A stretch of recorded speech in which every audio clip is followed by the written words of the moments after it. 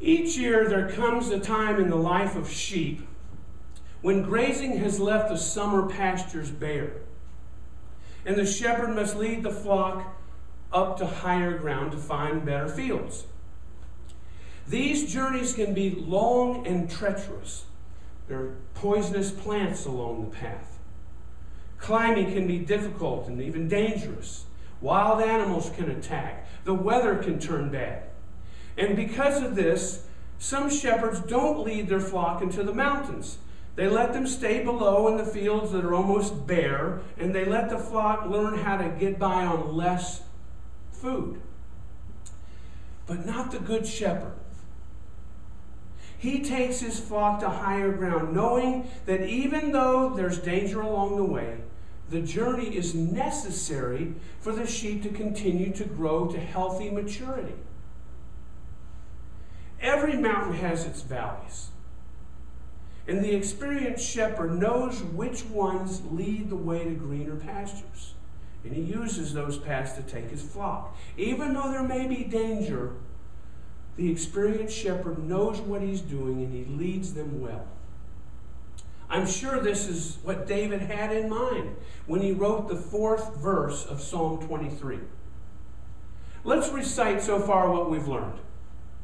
First 3 verses. The Lord is my shepherd, I shall not want. He maketh me to lie down in green pastures. He leadeth me beside the still waters. He restoreth my soul. He leadeth me in the paths of righteousness for his name's sake.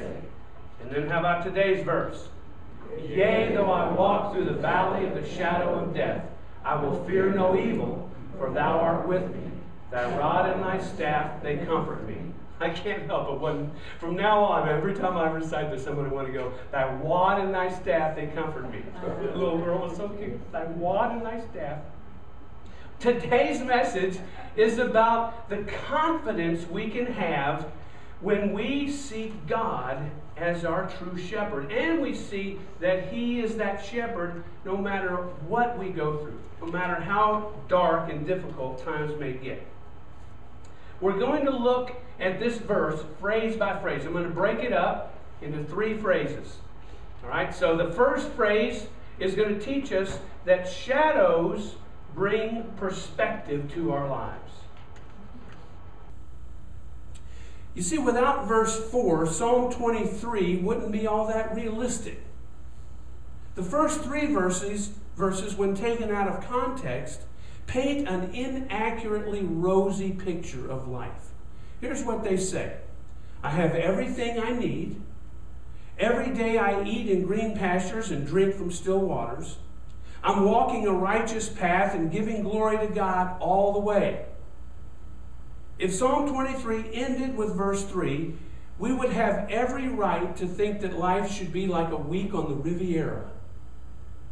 And then we're disappointed when we find out otherwise. But David didn't stop with verse 3. Instead, he added a walk through the valley of the shadow of death.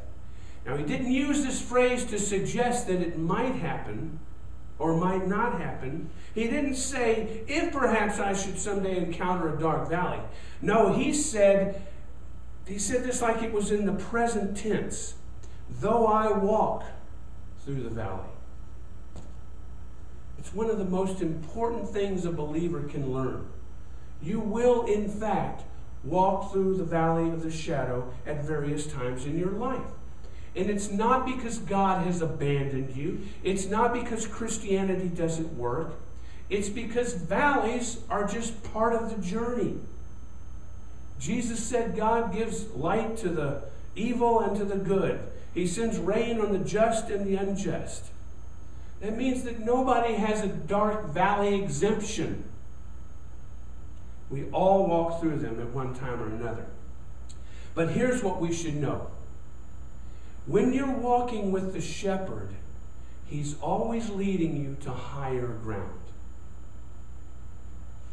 I've known people who have entered a valley and they never get out of it. They never walk out of that valley. The death of someone close, a failed relationship, a financial crisis, a health problem. These experiences make life seem pretty dark. But some people enter them and just stay there. And they let that experience make them bitter. They let it keep them from moving on. They say, if this is the best God can do, then I just don't want to be a Christ follower anymore. I don't want to believe anymore. I'm just going to stay here with my anger and my pain. Now, I know the valley can be dark. For example, when we face the death of someone close to us, it's just not enough to say, I know we'll see each other in heaven again. That's true, but it's just not enough. I mean, let's get real. The real question is, how am I going to make it without them? What am I going to do about this void in my life? I'm not pretending for a minute that the valley is not dark and not difficult. I'm not pretending that I have an easy answer to the question. Here's the question, why must this happen to me? I don't have an easy answer. Well, maybe I do have an easy answer, but it's not good enough for you. All I can say is that we all walk through the valley of the shadow.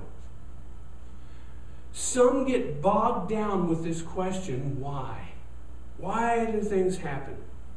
Why did that happen in Japan? Why did that happen in New Orleans? Why did my friend have to die? Why did I lose my job? Why did my husband leave? I've never known anyone who can provide a satisfactory answer to the question, why? And we may never know the answer to that question, but we can know the answer to this question. How should I respond?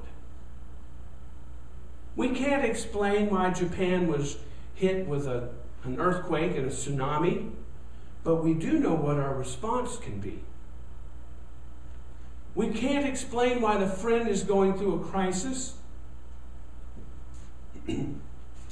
but we can demonstrate God's love and compassion. And you may not know why you must pass through your valley, but you can use this valley of the shadow to draw near to God. Rick Warren brings a little perspective to shadows. This is really good. He says there are a number of things about shadows, but here are three. Shadows can be bigger than reality. That's why a 5.5-foot man can cast a 12-foot shadow. He says that the fear of problems are usually greater than the problem itself. Second thing he says, shadows can't hurt you. There's a difference between being run over by the shadow of a truck and run over by the truck itself. Shadows are an image without substance. They can scare you, but they can't hurt you. And then I love his third one. I love this. Shadows prove there's light somewhere. The light of God never disappears from you.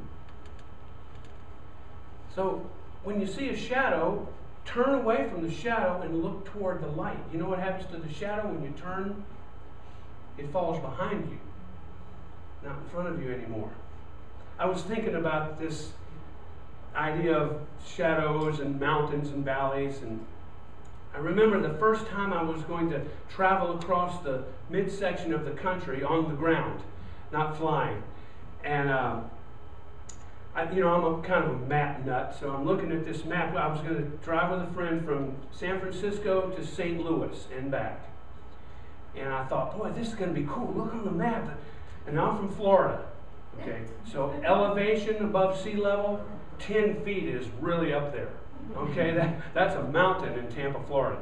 All right, so I'm looking at this map and, wow, look at this, 3,000 feet above sea level, 4,100 feet above sea level. I'm getting all excited. This should be gorgeous.